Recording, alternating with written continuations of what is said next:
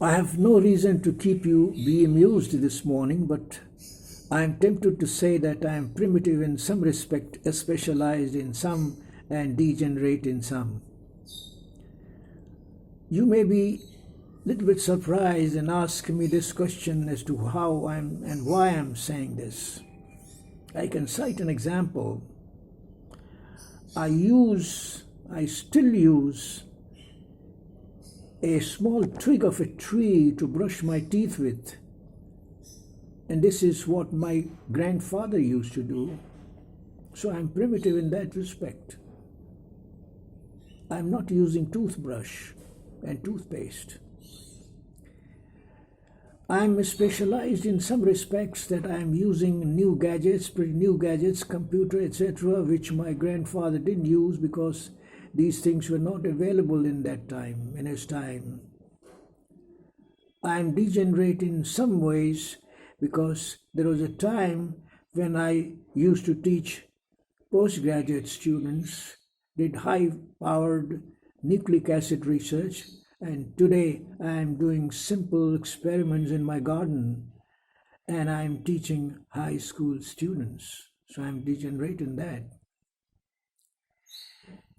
Well, to cite a classic example in the animal world is an animal, a cephalocordate called Amphioxus. This animal lives in sea. It's a marine animal. It's pretty agile and a beautiful animal, quarter of an inch long. It swims on the surface of the sea. It's a cephalocordate because the notochord of this animal extends up to the head, from tail to head.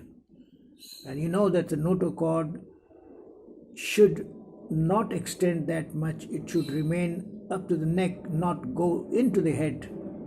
We have our notochord in embryonic condition, which is transformed into vertebral column, which extends from the base of the neck to the tail, if the tail is present.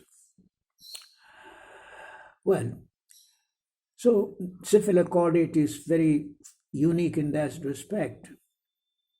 Amphioxus has a wheel organ, a very specialized organ that gathers plankton and it brings plankton into the mouth. It serves as a feeding apparatus, a very specialized organ, wheel organ.